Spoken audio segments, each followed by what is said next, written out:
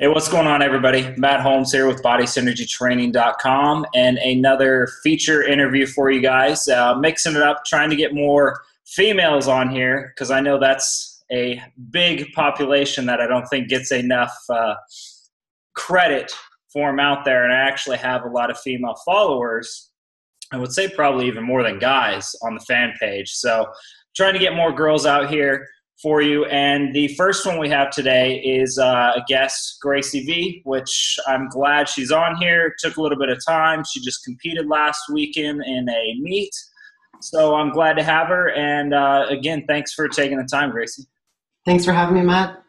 It's awesome. So I know a lot of girls are going to get stuff out of this. Of course, guys that are into powerlifting are still going to get it too. But especially a lot of girls that have questions, things like that, of where to start, breaking a lot of common myths, I guess you could say, out there that the girls believe in. So it's good to have you on and go through it. So kind of going over, like we were saying earlier before the call, kind of skipping a bio and really jumping into how you got started, more of like your history, what got you involved with fitness, and how you've kind of evolved and progressed now to a competitive level powerlifter. Well, I started off, I was about 20 years old, and I was like overeating a lot, and I still like weighed less than what I do now, but my body was completely different, and I wasn't happy with my body, and I didn't know where to start. I'd never been to a gym. I had no idea about anything. I didn't even know what a dumbbell was. So I ended up going to a women's only facility, Curves. I don't know but pretty much all of the States too. I'm from Canada. Anyways, and I went to Curves, and I just followed the plan, and I got great results, and then I kind of plateaued, and I had to, step it on up, and I went to a regular fitness club, like a 24-hour style place, and I got a personal trainer, and I spent a lot of money with personal trainers. I didn't know anything, I was intimidated to go in the weight room, and anyways, so I did that for almost a year, and I saw good results, but it just like wasn't fulfilling enough. So one day when I was with my trainer, I saw this really beautiful woman lifting weights, and she had long blonde hair, and she was doing shoulder presses with 50-pound dumbbells. And I'll always remember that. And I was just like, whoa, like I want to look just like her. I want to be that woman. And that's whenever I started lifting heavier weights. I thought I wanted to be a bodybuilder after attending my first bodybuilding show in Ottawa, my hometown. And quickly realized that it definitely wasn't the sport for me. There was a lot of dieting and cardio involved. But in the process, I began lifting heavy weights, and a powerlifter, like a nationally ranked powerlifter from Canada, Barry Antonio, who was training at the same gym as me, he helped teach me how to bench. And so on Wednesday nights, whenever it was like my chest and back night, it was his bench night, and he helped me bench. And eventually he invited me to come train with his powerlifting team on the weekend. And so I went with them. They had about 4 girls and a bunch of guys.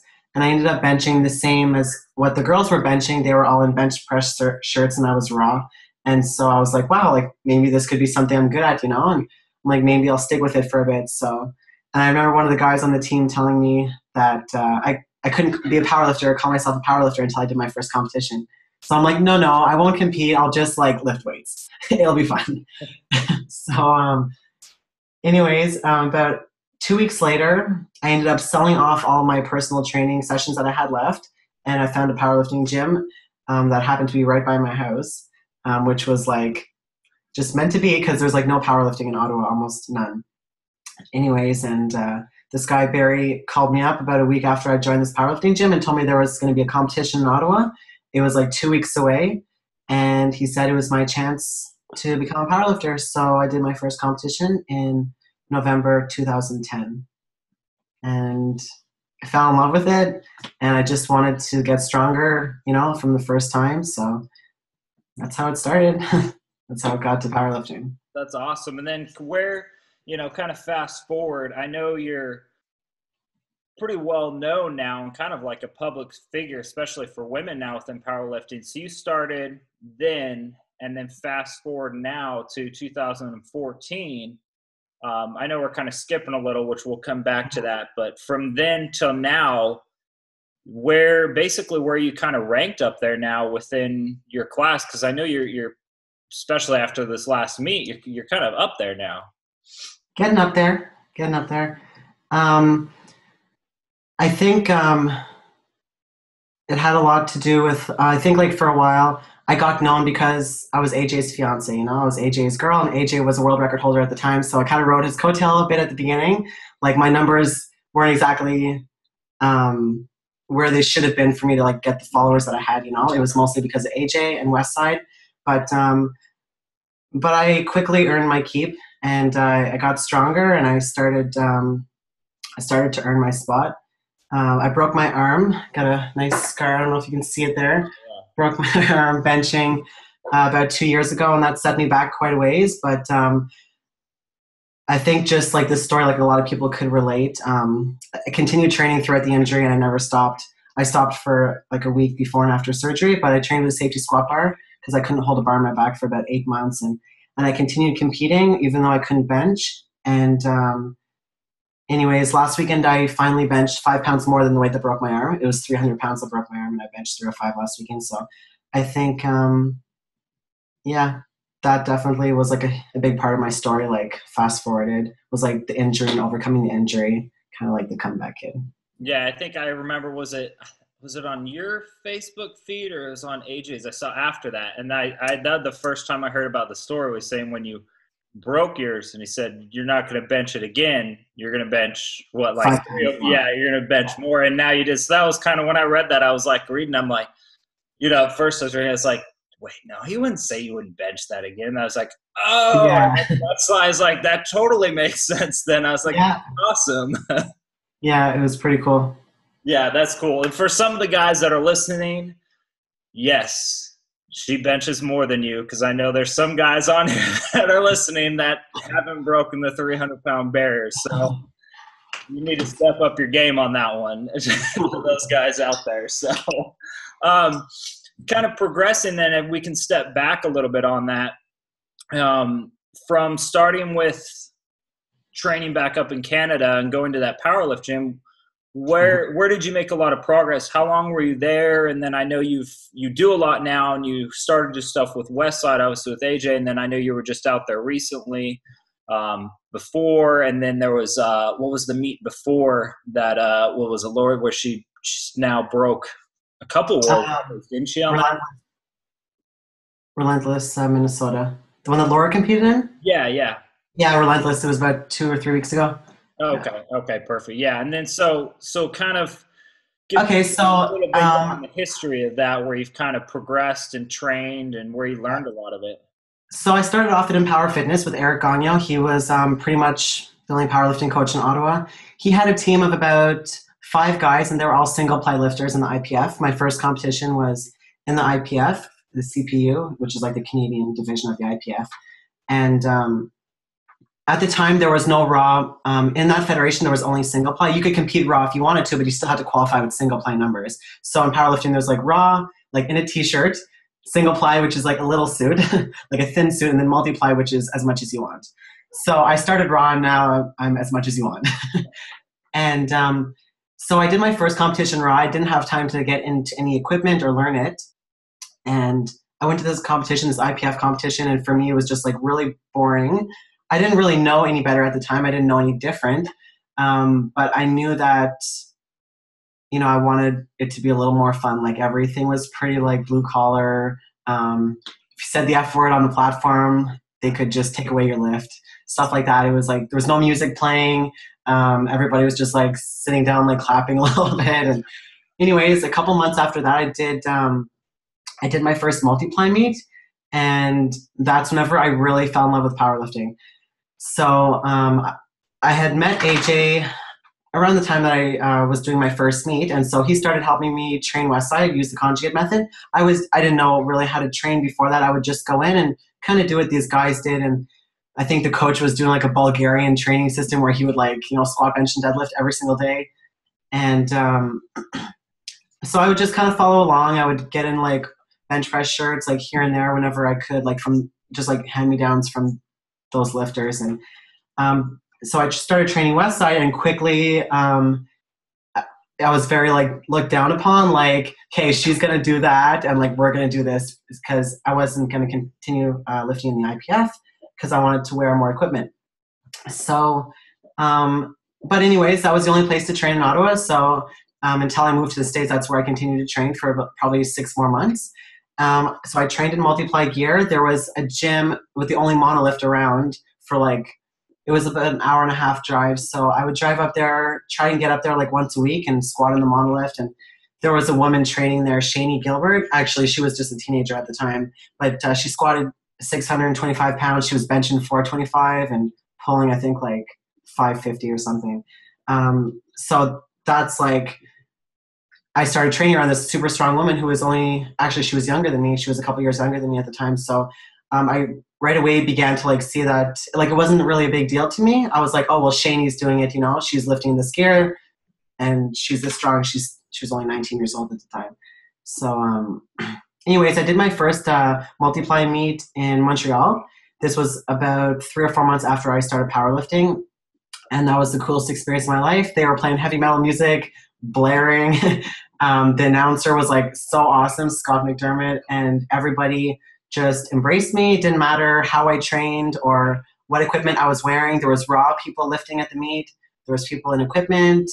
It was a really cool experience, and I knew like I had found my home in the sport with Multiply. So then fast forward a little bit, I moved to the States.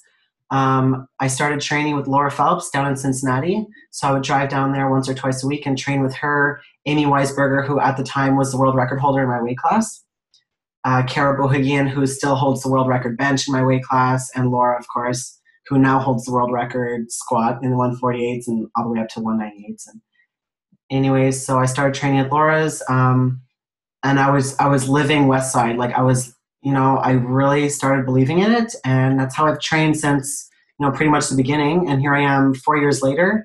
I still do everything the exact same, and I still hit a PR pretty much every single max effort lower and max effort upper day. I believe in this system so much, and so that's pretty much it. My training hasn't changed ever since I started. I've been able to keep this training system and just change little things where I've needed it along the way, but that's pretty much it. And now I'm in San Diego. I have a team, San Diego Barbell, mostly made up of Navy guys and a couple really strong girls. One of them broke the world record total at 123 raw with 1,000 pounds this past weekend in Ohio. She also broke the deadlift record. It was with 425, and that hadn't been broken since 1984. And she trains alongside me. We use the same training system. And yeah, so that's it. Yeah, conjugate, it works, It works. Yeah, you got to believe in it. There's a reason, it's worked for you, AJ, pretty much everybody else that's trained with it, especially, with Louie and out at Westside, there's a reason that place has an enormous amount of strong people and records. Yeah. So that's awesome. With some of that, kind of what being a female and kind of your history of where you came from, where you're at now, I know the advice you can give can be a broad range, not just for women looking to get into powerlifting, but girls because I know you said you were kind of afraid to get into the gym and the weight room at first. Yeah. What's some advice you can give for other women that are out there that want to get into training, and are afraid to get into the weight room because of what they hear, like, oh, I can't train heavy, or, for one, most of them I've come across, because I work with a lot of women too, they're intimidated because of the guys, for one. They just don't know what to do. They're like, oh, weights, and they think they're going to all of a sudden 4 weeks later look like they're going to go compete in the women's Mr. Olympia or something. Yeah. Weights. So what's kind of some advice you can give for them? And then we'll expand on to that after for women that really want to get into more of the strength sport of powerlifting, whether they want to compete or not, but get into more of the strength. I would say women looking to get into the weight room, not really knowing where to start. I didn't know where to start either, and I hired a trainer. I think that it's a really good investment, like I couldn't see myself like getting into it any other way. Like I had to hire a professional, and I think that that's just the best option. It's it doesn't have to be like a one-on-one personal trainer. There's all kinds of like boot camps and like group training stuff. But I really just think that your best option is just hiring a professional, somebody who can teach you the stuff properly so you know what you're doing. And it's so much less intimidating, going and learning that stuff. Like, not like blazing your own trail. Like, you're following it first. And that's what I would suggest, is getting a trainer and hiring a professional. Okay, perfect. But basically not to be intimidated by him. Like, I'm sure it can seem, I remember when I was, 15 and I first stepped into a gym, and I was kind of like I felt intimidated, especially when I saw some of these guys that, were, I'm 6'4", but at the time I was probably 6 feet, and guys that were, 6'5", 6'6", and, well over 200 pounds. I was kind of intimidated. So I guess, I could understand that one. So, don't be intimidated and hire someone to help, because that will really, I think, bridge the gap instead of just going in by yourself, not knowing. I can see where that's a little bit intimidating. And that helped me too when I got in. One of the guys saw and was, hey, let's try this and this, and all of a sudden I felt cool because I'm like, oh, I'm with someone that, is respected or whatever at the gym. So it's, you're not by yourself. And then,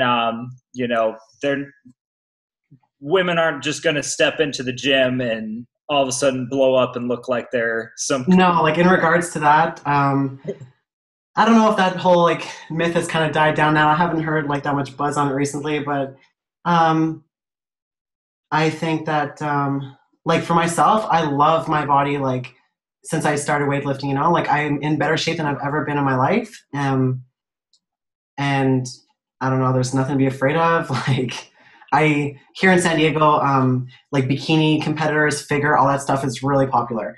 Like every girl at my gym is like a bikini competitor, and they all lift weights, and they're all hot as fuck. Yeah. Yeah, that's what. Yeah, it's good that you make that point. It's funny. I was talking with another interview I did with my buddy that I used to train with in LA. He's working with a lot of bikini competitors, and he said it's the same thing. It's like blowing up on how many girls want to start doing figure and bikini. It's crazy. Yeah, it's huge. He's like the only guy out there that trains or really knows how to train. People are pretending, but yeah, exactly. it's huge. It's blowing up, and it seems, and maybe that's a reason why it's not as common to hear it anymore. I still hear it with some girls, but definitely not as much. And maybe that's helping because they're seeing these bikini competitors, which they're popping up more on Facebook. They're seeing how they train, and they're like, wow, these girls actually are training really hard and with pretty decent size weights, not just ping dumbbells and ankle weights the whole time. And then what about girls that are interested in actually getting more into the strength sports of training like powerlifting? Some that do want to get in, or some that, I've seen girls that are like, they want to train with heavy weights. I would, well, somebody who wants to get into powerlifting, I think that like to seek out a mentor. Like for me, I sought out Laura, she was the best in the world. I knew that I wanted to look like her. I wanted to be strong like her. So that's who I went to. Find somebody who you look up to in the sport. With Facebook and the internet these days, like there's lots of like people doing online coaching. There's so much help like available online, like in the sport. Sorry. Everybody's so easily accessible. So yeah, I would just say, just find a mentor and start there. Yeah. Okay, perfect. And at the end, we'll kind of get into that because I know you're doing a lot more of that now. And, I know I've come across girls, because I said the majority of my clients are girls, but there's still some that I'm a guy, they don't want to train with me. They want a girl, or they're like, hey, you know what? They can relate with you because they want to go in your path. So they're going to go to you way before they'll come to me because you've been there. So we'll get into more of that on the end too, because I know that's kind of turned into a business. And then was speaking with that kind of, I know how you were saying some of it started with kind of being around Westside with AJ and stuff, but now you've kind of turned into, your own kind of person out there, because you're getting sponsors now and people are seeing you more. And it's almost like you've become, saying like a woman's, powerlifting figure out there, a public figure for it almost now, it seems like. So a couple years ago, I started filming my workouts. Well, more than a couple years ago, whenever AJ was coaching me when I was still living in Canada. So I would film my workouts and, post them on YouTube. He would look at them and critique them and all that. So I've been doing that now for almost 4 years. I have probably over 1,000 videos on my YouTube channel. And I'm probably one of the only of a handful of people that out of stronger women, and especially multiply. Maybe there's 2, maybe 3 other women who document their training in video. So I think that also, that's how people began to know me a lot, because they would see my videos online, because there's not a lot, especially training Westside. There might be one other woman, maybe Julia Ladusky, who sometimes she posts videos, but it's not every single week, twice a week or anything. And I always had a training log online, so people can go look at the way I train. There'd be a video attached, with really dozens and dozens and dozens of different variations of the squat, different variations of the deadlift, different stuff for the bench. And so people, often go to my training log and find different ideas for accessories, stuff like that. And there's videos, so yeah. Okay, perfect. And that kind of being said too, which brings me up to a point for women that think of, we all say everybody can come up with an excuse. If you want to do it, you're going to find a way. But I know some people will think, well, no one's in my area, no one's close. If you really want to do it, there are ways where, like you said, you recorded your workouts and then AJ people critiqued them. So necessarily, if you can't find someone in your area, there's still a way to do it. Yeah, I coach a woman from, she's a pro figure athlete also. And now she's ranked in the 114 class in powerlifting. She competed with us down in Ohio last week. Maida Armijo. She lives in Silver City, New Mexico. Bumfuck nowhere, 24-hour fitness gym. And, there was nothing for powerlifting, no specialty bars, no bands, no chains, nothing, no training partners, no reverse hyper. This girl trains conjugate to a T. She comes up with stuff all the time to make makeshift reverse hypers, makeshift glute ham raises. She just never has an excuse, this girl. She will and it's not like she asks me oh, what do I do? She'll be oh, look, this is how I did this today. She comes up with stuff. It's amazing. And I suggest everybody to go and follow her if they're looking for somebody who, and this woman, she has a 2-year-old baby and everything. And no excuses. So definitely the perfect example of, if you want this, there is a way. There's a way, and you don't need much to do it. Yeah, that's pretty awesome. Like you said, it's a normal gym. You don't have to have something crazy, fancy. And she always posts videos on the Conjugate Strong site in the group on Facebook. So if you're somebody powerlifting, definitely join that group, Conjugate Strong, on Facebook. And there's all kinds of ideas, if you don't have a reverse hyper, or all kinds of stuff that you can just make your own, make it work.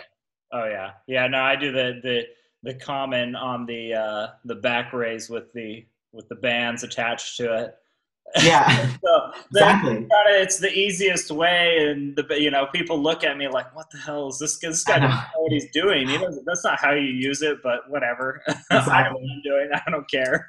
Yeah, get it done. Yeah. Yeah. So okay, perfect. That's awesome. And I like how you kind of mentioned too with her how she has kids, because a lot of the women that I deal with, the majority, I don't know why it's turned into a market for me, but it always just kind of happened that I got women more than guys, and they pretty much all of them have babies. So that kind of, it's so, don't think of you have a kid and that's the end of the road for you. There's plenty of people out there that look better now than even before they had a kid, it seems. Yeah, this woman is, like I said, she's a pro figure athlete. She competes at 114 pounds, and she deadlifts around 360, 370. She squats around 300 raw with knee wraps. She doesn't look like a bodybuilder.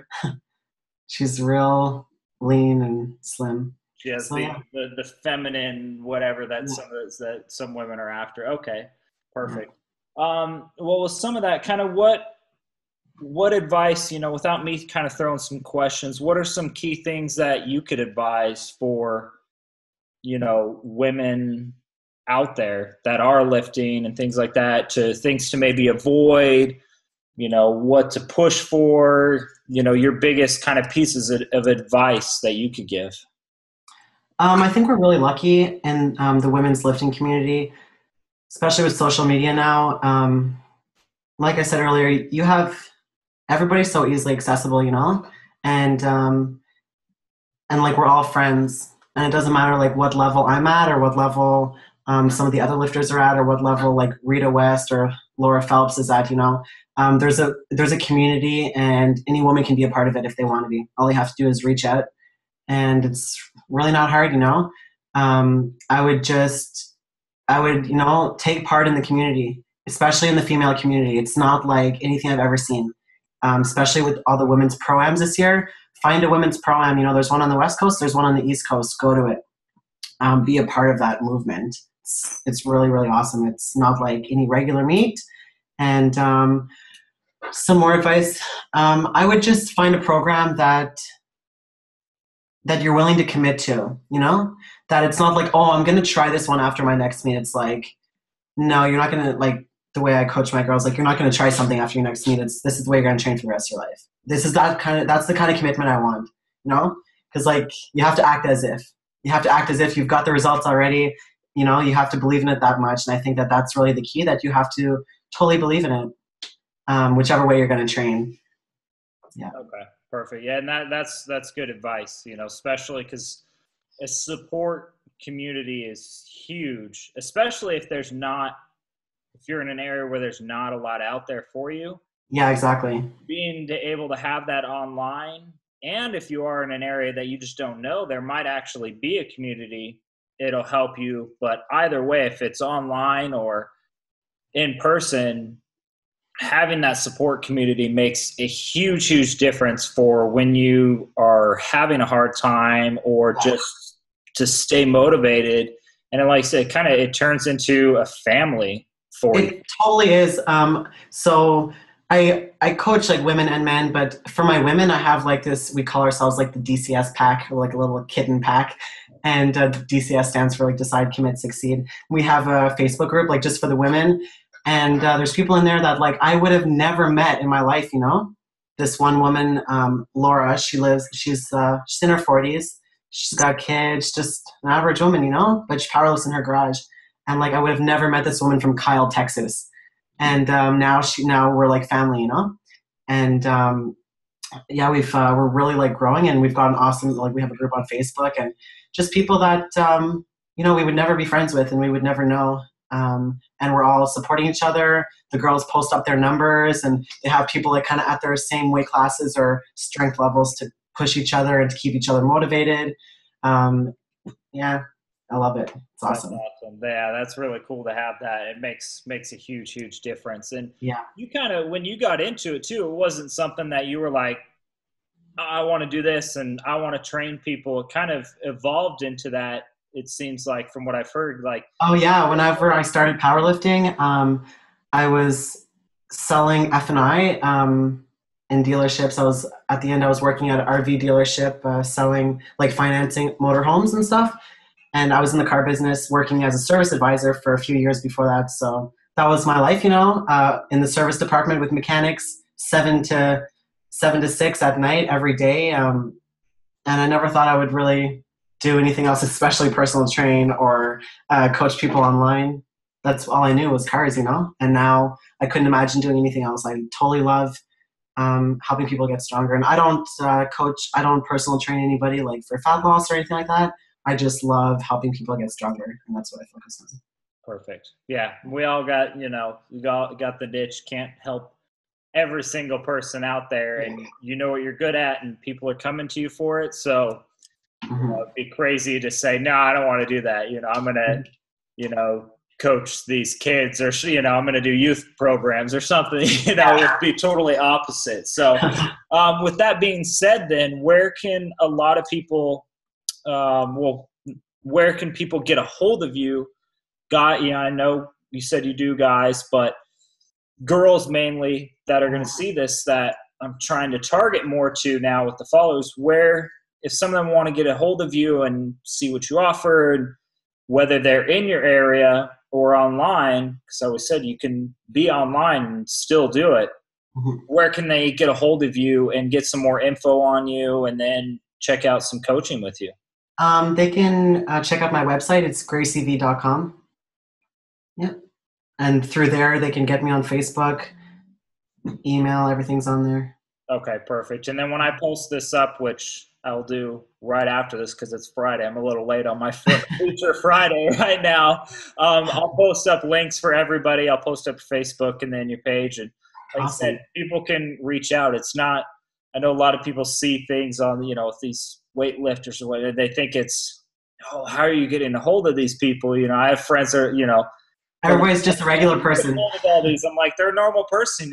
Exactly. You message them and you can get a hold of them. I've noticed the only people that are hard to get a hold of are the ones that really, I'm not going to say are nobodies, but they're kind of nobodies, I guess, in another way. Like I feel you. Average population within the community, but yeah, the people that are out there, typically everyone's really nice. People aren't mean, and that's the experience I've had. Totally. Yeah, easy to get a hold of. And I love giving back, especially to women. Like, for a long time, I wasn't even charging women for coaching, at first, just because there was a lot of people that helped me in the sport whenever I first got here, and like, I really believe that we can only keep what we have by giving it away. So even if, you're not willing to, you don't have to just message me. Like, if you want to spend money with me, like, we can talk and everything. Just a regular person. Sorry about how much money you got. Oh, okay. Sorry, oh, look at that. I'm busy now. Yeah, it's not like that. Okay, perfect. Well, yeah, I'll post all that up. And again, I appreciate you taking the time for this. And, I know it's going to inspire some more of the women followers that I have and the ones that want to go in the direction of learning that and competing within the powerlifting. I have my niche, and those ones are perfect that I can send to you because, while I do strength, that's your expertise, not really what I focus on or what I want to focus on, because I have my kind of area, and that's, like you said, that's your niche, and that's what you do, and that's what you want to do, and that's why I wanted you on, so I can send those people to you, basically. Awesome. Thanks, Matt. I appreciate it. Thanks for taking the time. And, maybe we can if we get some questions and stuff from this, maybe we'll set up a part 2 later on and, Sounds great. Keep going. All right. Thanks. Awesome. All right. Okay. Have a good weekend. Bye. You too. Bye.